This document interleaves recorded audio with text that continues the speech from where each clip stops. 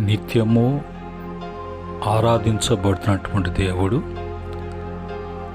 సూర్యోదయం మొదలుకొని సూర్యాస్తమయం వరకు ఆయన సేవించబడుతున్నటువంటి ప్రభు పరలోకమందును భూలోకమందును ఆయన చేత కలుగు చేయబడినటువంటి యావది సృష్టి ఆయనను ఆరాధిస్తూ వాటి ద్వారా ఆయన సేవించబడుతున్నటువంటి శక్తిమంతుడైనటువంటి ప్రభు నామములో తిరిగి మనము సాయంత్రకాలపు గ్రంథ ధ్యానాలలో కీర్తన 2వ కీర్తన 11వ చరణాన్ని మనము ధ్యానం చేసుకోబోతున్నాం. ఆ క్రమంలో దేవుని మాటలు వినటానికి ఆసక్తి కలిగినటువంటి వారు ప్రతిరోజు గ్రంథ ధ్యానాలలో పాలు పంపులు కలిగి ఉంటూ వాక్యాన్ని తెలుసుకుంటూ వాక్యాన్ని నేర్చుకుంటూ ప్రభులో ఎదుగుతున్న ప్రతి బిడ్డకు కూడా ప్రభు పేరిట వందనములు, ప్రభు పేరిట మీకు శుభములు తెలియచేస్తూ ఉన్నాను. ప్రియమైన దేవుని బిడ్డలారా, ఈ సమయంలో మనము కీర్తన 2వ కీర్తన 11వ చరణాన్ని మనము చదువుకొని ప్రార్థనాపూర్వకంగా ధ్యానం చేద్దాం. ఇక్కడ రాయబడిన మాటల్లో భయభక్తులు కలిగి యెహోవాను సేవించుడి, గడగడ వణుకుచు సంతోషించుడి, కృపగల తండ్రి, దయగలిగినటువంటి మా రాజా. ఈ సమయంలో ఈ ధ్యానములో పరిశుద్ధాత్మ యొక్క సహాయము, ఈ ధ్యానములో మీ యొక్క మాటల వివరణ ప్రతి హృదయానికి నాయన అర్థమయ్యే కోణములో దాసును మరుగుపరచండి, దాసుని నోటను బోరుగా వాడుకోండి. మీకు మహిమ కలగాలి. వింటున్న బిడ్డలందరూ కూడా నాయన బిడ్డలు ఆస్వాదించబడాలి. యేసుక్రీస్తు నామములో అడిగి వేడుకుంటున్నాము తండ్రి, ఆమేన్. ప్రియమైన దేవుని బిడ్డలారా, ఇక్కడ దేవుణ్ణి ఆరాధించడం, దేవుణ్ణి పూజించటం, దేవుణ్ణి సేవించటం అనేది ఏ విధంగా దేవుణ్ణి సేవించాలో, దేవునిలో ఉన్నటువంటి బిడ్డలు ఏ విధంగా సంతోషించాలి, సంతోషము అనేది సేవించటం అనేది ఎలాగుండాలి అనేది అక్కడ రాయబడినటువంటి క్రమంలో భయభక్తులు కలిగి యెహోవాని సేవించాలి. ఎప్పుడు కూడా సేవించేటువంటి వారు ఉంటుంటూ ఉంటారు. వారు సేవించటము, పూజించటము అనేది ఆచార సంబంధముగా పై భక్తిని, పై భయభక్తులను చూపిస్తూ ఉంటారు. వాళ్ళ యొక్క మూల పితరులు కొన్ని ఆచారాలు దేవుణ్ణి యుద్ధకు వచ్చి ఆయన్ని మేము ఆరాధిస్తున్నాము, పూజిస్తున్నాము, లేక సేవిస్తున్నాము అనేది ప్రజలకు కనుపరిచే విధముగా వాళ్ళు క్రియారూపంగా వాళ్ళు చేసినప్పుడు అది వాళ్ళ యొక్క ఏర్పాటు చేసుకున్నటువంటి ఆచారాలలో అలాగా ప్రవర్తిస్తూ చేసినప్పుడు అది ఒక భక్తితో కూడినటువంటి భక్తి భావముతో వారు సేవించినట్లుగా అనుకుంటూ ఉంటారు. కొంతమంది సంతోషించటంలో వారి యొక్క సంతోషానికి హద్దులు లేవు అన్నట్లుగా వాటికి లిమిట్స్ అనేది లేకుండా సంతోషం అనేది మంచి విషయాలలో మంచిగా దైవికంగా ఆత్మీయులుగా సంతోషించేటువంటి వారికి లిమిట్స్ ఉంటాయి, హద్దులు ఉంటాయి. అవి దాటి సంతోషించేటువంటి వారు వాళ్ళకి హద్దు ఆపు అనేది ఉండదు అన్నట్లుగా కొన్ని పండుగలు వచ్చినప్పుడు ఆ పండుగల్లో ఒకవేళ యేసు ప్రభు వారు జన్మదినాన్ని చేసుకునేటప్పుడు సంతోషించాలి పుట్టుక దినాన అని, అది పేరుకు ఆ పేరు యేసుక్రీస్తు వారి యొక్క పుట్టుక దినము.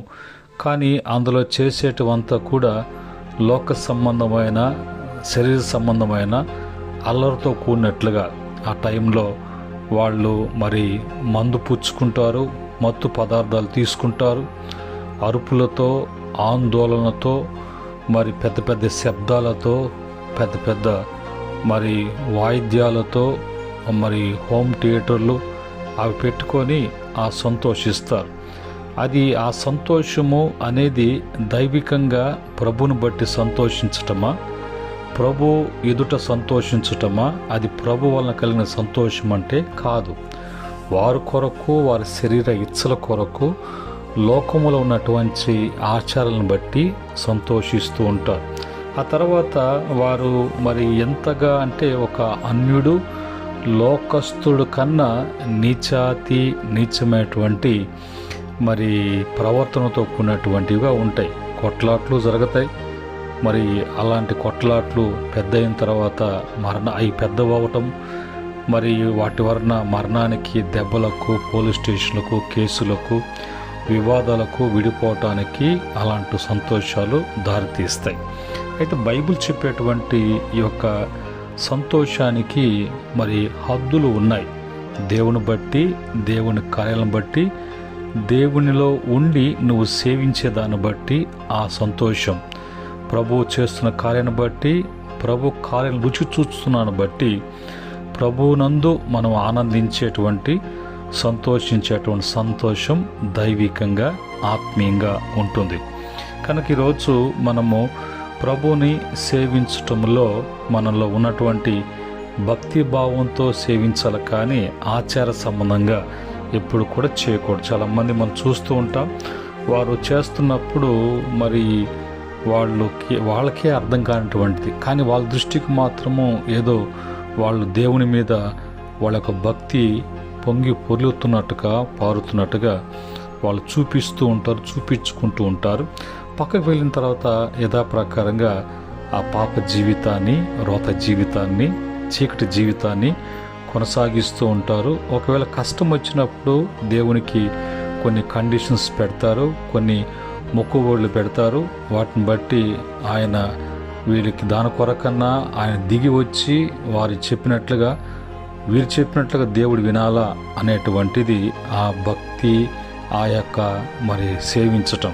కానీ బైబిల్ చెప్పేటువంటి రీజన్ ప్రకారంగా, బైబిల్ చెప్పిన విధముగా మనం సంతోషించేటువంటి క్రమాన్ని నేర్చుకున్నప్పుడు, మరి సేవించేది మనము తెలుసుకున్నప్పుడు, దాన్ని బట్టి ప్రభు యొక్క మరి కార్యాలు, ప్రభు యొక్క పనులను మన జీవితాలలో ఆయన జరిగించబోతున్న అన్నీ కూడా మనము చూడగలము, అలాగా పొందుకోగలము అనేది మనము తెలుసుకోవచ్చు.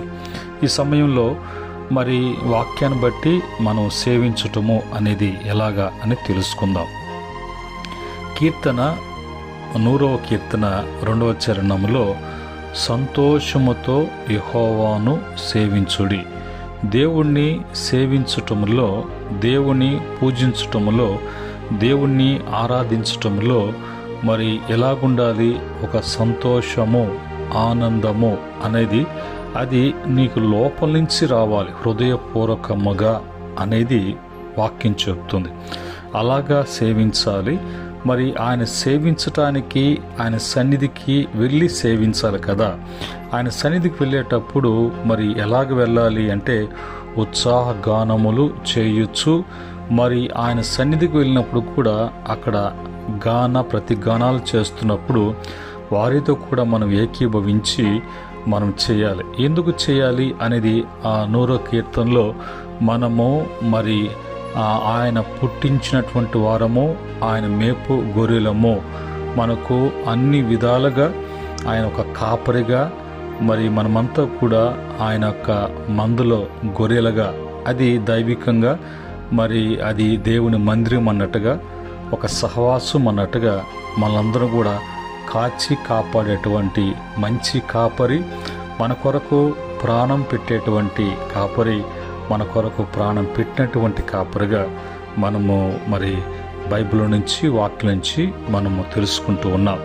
అలాగనే రెండవ మాటగా మనము సేవించేటువంటి వారము మరి ఒక నామకార్థముగా ఏదో ఇతరులను చూచి మనము నేర్చుకున్నట్లుగా వాళ్ళు ఎట్లా ఉంటే అలా ఇమిటేషన్ చేయటము, వాళ్ళలాగా మనము చేయటం అనేది కాదు. కానీ జెఫన్యా గ్రంథము 3వ అధ్యాయము 9వ వచనంలో, అప్పుడు జనులందరూ యెహోవా నామమును బట్టి ఏక మనస్కులై ఆయనను సేవించున్నట్లు నేను వారికి పవిత్రమైన పెదవులనిచ్చేదను.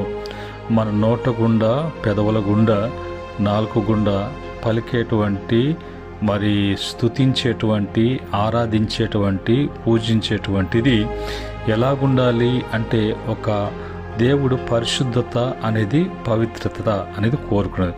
మనము ఆ యొక్క మనసుతో ప్రభువుని సేవించటానికి ఆయనే మనల్ని పవిత్రపరిచి, పరిశుద్ధపరిచి ఆ శబ్దం వచ్చేటువంటి, ఆ పలికేటువంటివి అన్నీ కూడా ఆయనే పవిత్రపరుస్తున్నప్పుడు అలాంటి ఏక మనసుతో పవిత్రమైనటువంటి వారముగా దేవునిని మన పేదవులతో, మన జీవ ఫలములతో ఆయనను మనం సేవించేటువంటి వారంగా ఉండాలి. అది క్రమం. అట్లేకుండా మరి ఈ నోటుతోనే మంచి మాట్లాడతారు, చెడు మాట్లాడతారు, ద్వేషిస్తారు, దూషిస్తారు. అదే నోటితో మరి మాట్లాడే మాటలు చాలా మరి ఎంతో సున్నితముగా, మృదువుగా ఉన్నట్లుగా ఉంటాయి. దీనన్నిటి వలన మరి ప్రయోజనము లేనట్టుగా అపవిత్రపరచబడిన తర్వాత ఇంకా దాంతో ఏమి పలికినా కూడా దానికి మరి ఏమి అర్థము పర్థం లేనట్టుగా, దానివల్ల ఏ ప్రయోజనము నీకు కలగదు అనేది తెలుసుకోవాలి. అలాగనే మరి మలాకి గ్రంథములో మరి చెప్పినటువంటి మాటల ప్రకారంగా 3వ అధ్యాయము 17-18 వచన ప్రకారంగా, నేను నియమింపబో దినము రాగా వారు నా వారై నా స్వకీయ సాంపాద్యమై యుందురు.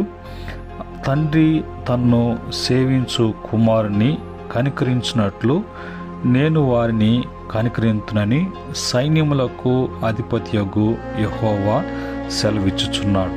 కనుక మనము ఆయన స్వకీయ సాంపద్యము అంటే ఆయన సొంత సొత్తుగా మనం ఉన్నట్లుగా, మనము ఆయన్ని మరి సేవించున్నట్లుగా దేవుడు మనల్ని ఆ విధంగా ఏర్పాటు చేసుకొని అలాగా మనం సేవిస్తూ ఆయన్ని పూజిస్తూ ఉన్నటువంటి క్రమంలో ఎప్పుడు కూడా ఆయన యొక్క కనికరము మన మీద ఉంటూ ఉంటుంది. కనుక కృపలో కనికరము, కరుణ, కటాక్షము, దయ అనేది ఆయన యొక్క కృపలో దాగి ఉన్నటువంటి మరి లక్షణములు.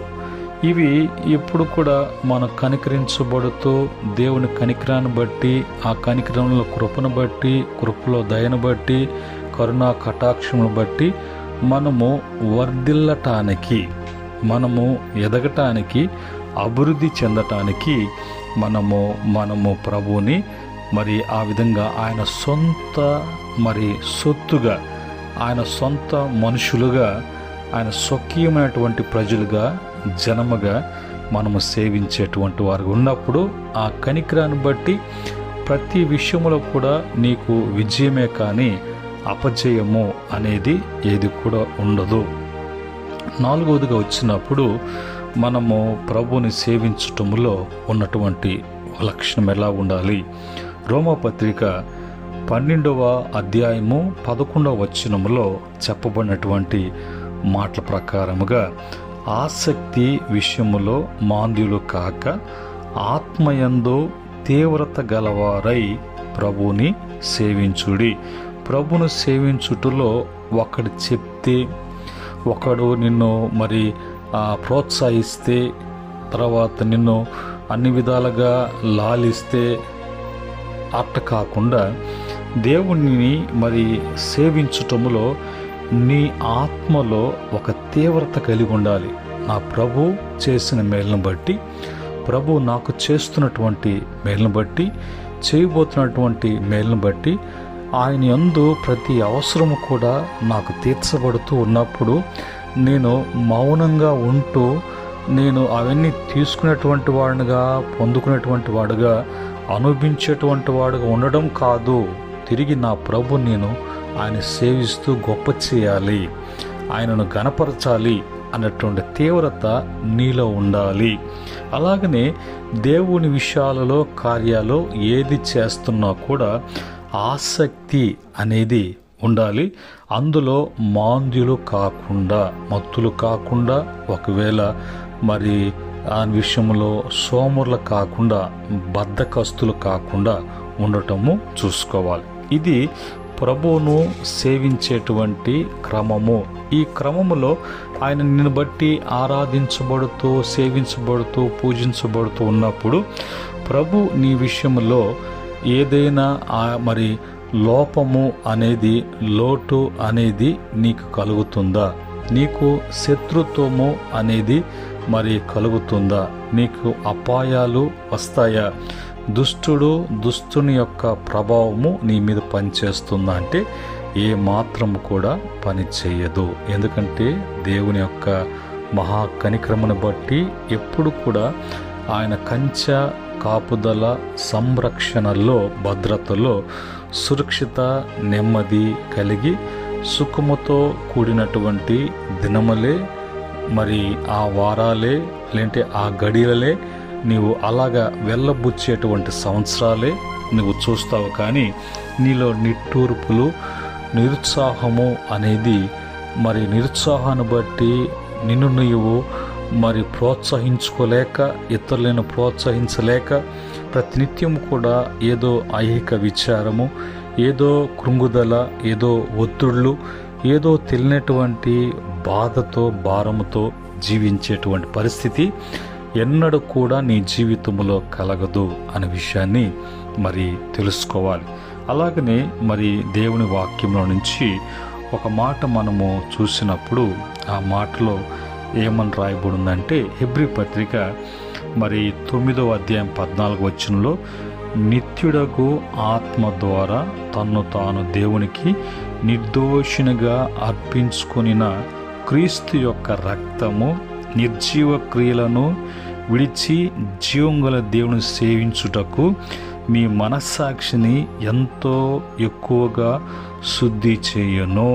కనుక ఇప్పుడు మనము దేవుని ఎదుట మంచి మనస్సాక్షి కలిగినటువంటి వారముగా, మరి నిర్దోషులుగా మనం కనిపిస్తూ, మనము చేసేటువంటి ప్రతి స్తుతి, చేసేటువంటి ప్రతి ప్రార్థన, మనము ప్రభు కొరకు మనము చేస్తున్నటువంటి ఈ ప్రాణాత్మ దేహాలతో ప్రతిది కూడా అది శుద్ధిగా, పరిశుద్ధముగా, అది ప్రభు సన్నిధికి చేరున్నట్లుగా, ప్రభు అన్నిట్లో కూడా ఘనపరచబడేటట్లుగా ఉండటానికి ఆ యొక్క యేసుక్రీస్తు యొక్క రక్తము చేత మనము ఆ విధంగా శుద్ధి చేయబడుతున్నాం. ఇంత గొప్ప భాగ్యము, ఇంత గొప్ప మన జీవితాలలో అనుగ్రహించబడినటువంటి ఇంత మంచి అవకాశము అనేది ప్రభు యొక్క కేవలము కనికరమే. మరి భక్తులు చూసినప్పుడు వారు మరి పౌలు గారు కానీ, పౌలు శిలలు కానీ, శిష్యులు కానీ, మరి యేసు ప్రభును పోలి నడుచుకున్నటువంటి ఆయన భక్తులు కానీ దేవుణ్ణి సేవించేటువంటి విధానము వాళ్ళు తెలుసుకొని వారి నోటి నుంచి పలికినప్పుడు ఆయా సందర్భాల్లో అపోస్తుల కార్యము 13:2 ప్రకారంగా, మరి 2 తిమోతి పత్రిక 1:4 ప్రకారంగా, అలాగా రోమ పత్రికలో, అపోస్తుల కార్యాలలో, ప్రకటన గ్రంథంలో చూసినప్పుడు భక్తులు సేవించేటువంటి క్రమాన్ని మనము చూడగలం. చూడండి, ప్రకటన గ్రంథం 22:4 ప్రకారంగా, ఆయన దాసులు ఆయనను సేవించుచు ఆయన ముఖ దర్శనము చేదురు, ఆయన నామము వారి నొసట్ల యందు ఉండును అన్నట్టుగా రాయబడింది. కనుక ఈరోజు మనం ఎవరో అనేది, మనకున్నటువంటి, మనలో ఉన్నటువంటి ప్రభావం ఏంటో అనేది ప్రతి ఒక్కరు కూడా తెలియచేయబడుతున్న నొసట్ల మీద ఆయన నామము అనేది ఉంటుంది. కారణం, వారెప్పుడు కూడా దేవుని యొక్క ముఖ దర్శనము చేసేటువంటి వారు, దేవుని ముఖం దర్శనం చేసేటువంటి ఎలాంటి వాళ్ళు అనంటే ఆయనను సేవించేటువంటి వారు. ఆ క్రమములో ఇశ్రాయేలు ప్రజలు ప్రభుని సేవిస్తూ నిర్గమకాండం మొత్తం కూడా మరి ఆయన సేవించే క్రమములో సొలొమోను దేవుని సేవించటంలో ముఖ్యంగా షడ్రక్, మెషక్, అబేద్గోలు, దానియేలు వాళ్ళు విడువక ముమ్మారు దేవుని సన్నిధిలో ఆయన్ని సేవిస్తూ మరి ఆ యొక్క అన్యుల దేశంలో బబులోన్ సామ్రాజ్యంలో వారు మరి దేవుని సేవిస్తున్నప్పుడు అక్కడ ప్రజలు వారిని మరి వాళ్ళ మీద నెపము మోపి షడ్రక్, మెషక్, అబేద్గోలను మరి వారు అగ్నిగుండంలో వేసినప్పుడు అగ్నిగుండంలో కూడా విడువక దేవుని సేవిస్తున్నప్పుడు అక్కడ ముగ్గురు కాకుండా సేవించబడుతున్నటువంటి ఆ తండ్రి ప్రభు పరలోకములో కాకుండా వారి మధ్యన ఉన్నట్లుగా చూసి రాజు రాజ్యమే మార్చబడింది. దేవుని సేవించటంలో ఎంత శక్తి ప్రభావం పనిచేస్తుందో, వారిని వేసినటువంటి వారు మాడిపోయి బొగ్గయ్యారు.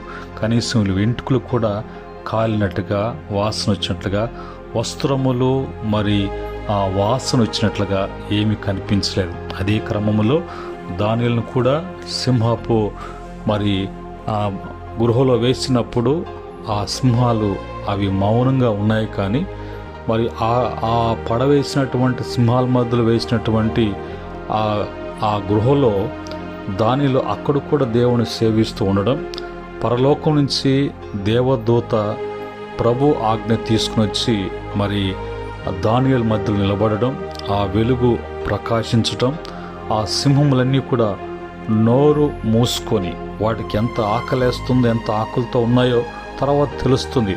మరి దానిల మీద నెపం మోపిన వారిని వేసినప్పుడు వాళ్ళు వేస్తున్నప్పుడు పైనే అవి తినేసినట్లుగా ఆ యొక్క బాడీలు, శరీరాలు కింద పడక ముందునే వాటి యొక్క ఆకలి తీర్చుకున్నట్లుగా మనం చూడగలం.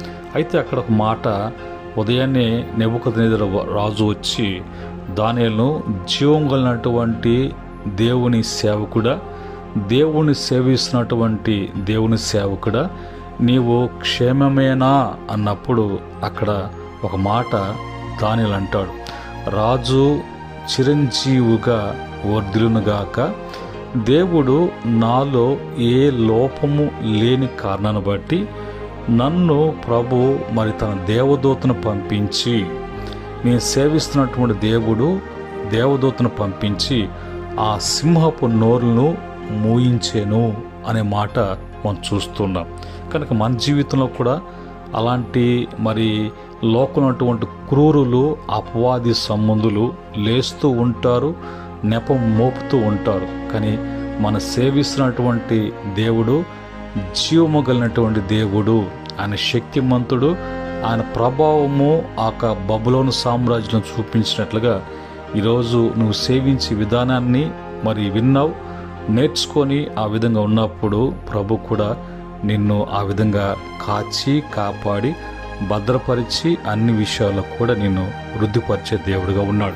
అటు స్థితి ప్రతి బిడ్డకు మరి యేసుక్రీస్తు ద్వారా పరిశుద్ధాత్మ యొక్క సహాయము ప్రతి బిడ్డకు కూడా అందించబడునుగాక. ఆమేన్.